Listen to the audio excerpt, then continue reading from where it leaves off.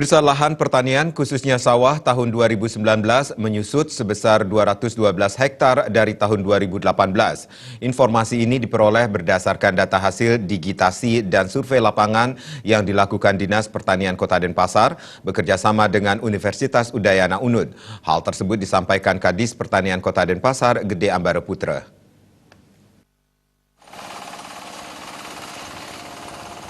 Kadis Pertanian Kota Denpasar Gede Ambara Putra mengatakan menurut data lahan sawah dan eks-sawah yang masih terjaga di Kota Denpasar tahun 2019 seluas 1.958 hektar. Sementara luas lahan pertanian atau sawah pada tahun 2018 mencapai 2.170 hektar. Dinas Pertanian Kota Denpasar melakukan pendataan lahan sawah basah maupun kering dengan UNUD lewat pemetaan digitasi untuk mengetahui secara pasti luas lahan di Kota Denpasar.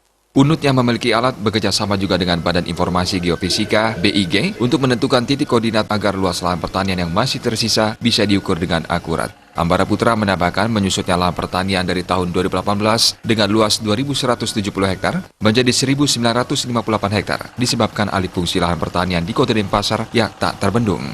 Tingkat alih fungsi pertanian menjadi perumahan, jasa akomodasi dan jasa perdagangan cukup tinggi. Pada tahun 2020, Dinas Pertanian Kota Denpasar melakukan berbagai terobosan, diantaranya pengembangan bibit padi unggul untuk meningkatkan hasil produksi padi di Kota Denpasar dan melakukan pembangunan jalan usaha tani. Luas lahan kita yang betul-betul murni, bisa ada galengan yang bisa saya tanami padi kalau kita berpikir ke pertanian, itu kurang lebih 1.945, dan ada juga lahan-lahan sawah yang sudah dibeli tapi tidak dibangun, anggap sebagai eks sawah, itu kurang lagi 800 hektar. Itu kondisi lahan dulu yang kita bicara di Kota Denpasar.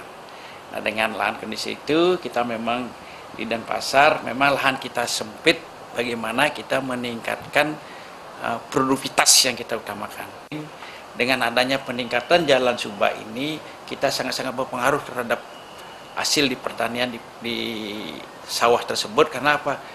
Karena di satu sisi menyebabkan dari peningkatan harga. Karena satu, harganya lebih meningkat, kedua petani lebih mudah dia bekerja di sawah. Sekarang petani di Denpasar sudah bisa pakai sepeda motor ke tempat lahannya, itu dengan bawa pupuk tidak masalah.